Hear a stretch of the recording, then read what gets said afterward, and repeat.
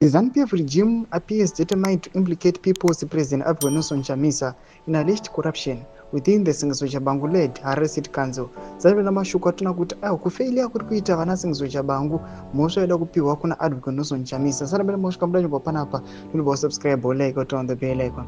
Tipinda panapa mzimba yonyora chiti this intention became evident on Monday when Chamisa was summoned to testify before Justice Mafios Cheda during the Harare City Council Commission of Inquiry.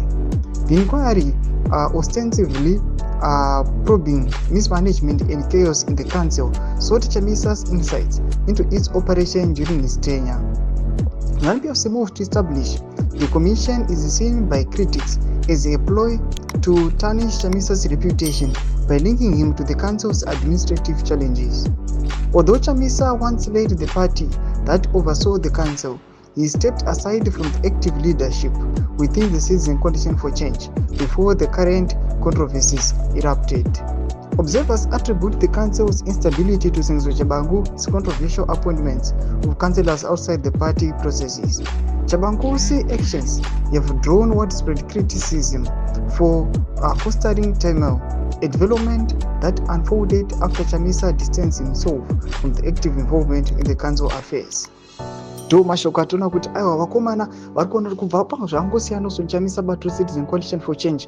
Legislators vamuziva kuti aiva vai vakaiswa nebackdoor, vakaiswa through maricos, vakaiswa through by-elections naSingizwe-Chabangu. Hapana kana chavari kuita, vari kukonzera kuti Harare City Council iparare, idhakwe, iite sekunge nyika ichakasara. Panapa vauda kutora the blame vachipa kuna the People's President Chamisa. Zvatiri kuona kuti vakomana ava aiwa havashawiri Chamisa aiwa mhosva. Zvatiri kuona kuti aiwa asi after that Chamisa anongosara ari the legitimate leader aiwa ari ngori aiwa the People's President anodiwa nevanhu. Tudze mafungiro enyu mutiklipa pamusoro pechitiko ichi. Vida comment section yedu, subscribe or like, turn on the bell icon.